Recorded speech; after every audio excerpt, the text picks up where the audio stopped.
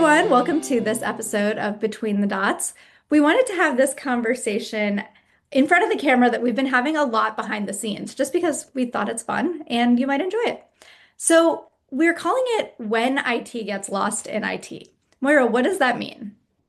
I feel, Ronnie, it's like when IT gets so overwhelmed by all of the IT stuff, which they absolutely have to pay attention to, right? Yeah. There's security, there's efficiency, cost effectiveness, data flows, integrations. There's so much they need and they're paid to look after that in dealing with all of that, they sometimes don't see the longer term horizon and the longer term strategic goals. And it's really difficult even in larger organizations, right, Ronnie? Because I know you've been working with one recently like that.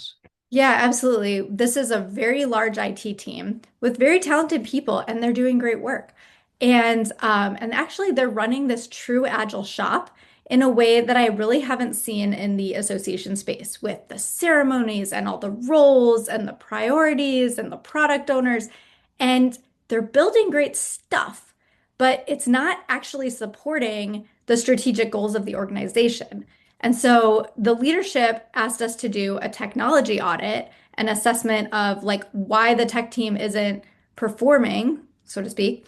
And actually, what we wrote was a business report because we're sitting here going, the tech team is great. They want to be doing great work, but they don't understand the direction and no one's setting that properly for them. And so it's been a really interesting project where we basically, I mean, there was some tech stuff in the report, but it was very business focused. Right, right.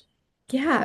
And And on a so, side issue, I'm just going to say that I think that happens more often than we'd like to think with Agile because you're really always dealing with the next thing, that you mhm. absolutely have to have somebody who's truly focused on the strategic goals to manage Agile well.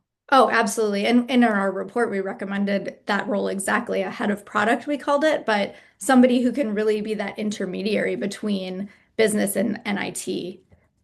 But there are, sometimes that IT really does need to have a primary voice. So when do you Yeah. think that is?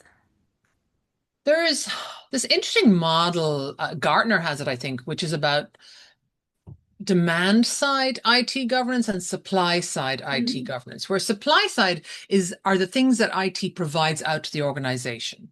And the CIO absolutely has control over desktops and networking and security and upgrading and all the things that make an organization run well. Mhm. And even some product decisions when it's, primarily relevant to that. Yeah. Absolutely. Yeah. But there's the demand side governance is when the business needs things from IT. And that's where that's much harder to have a veto there or to have Mm. like a strong say because the primary determinant is what is going to move the organization forward strategically. Yeah, yeah. So, what's a takeaway for folks who may be struggling with this? Like maybe they see this happening in their own organization or on their own team. What can we sort of share to help kind of elevate folks out of the lost in IT and help them find themselves? Wow. I think in an organization and in it, hopefully in one person, there's a combination of skills, of deep understanding of the data flows and the security needs and the integrations and how everything fits together. But then as a CIO, as a C-suite position, there's also that longer term strategic vision that is tied to what the business is doing. Absolutely. Sort of that right and left hemisphere working It's together. really hard. It really is. Yeah. Yeah. Well, thank you so much for that insight. It's been a fun conversation. I hope everyone enjoys it. Good to see everyone.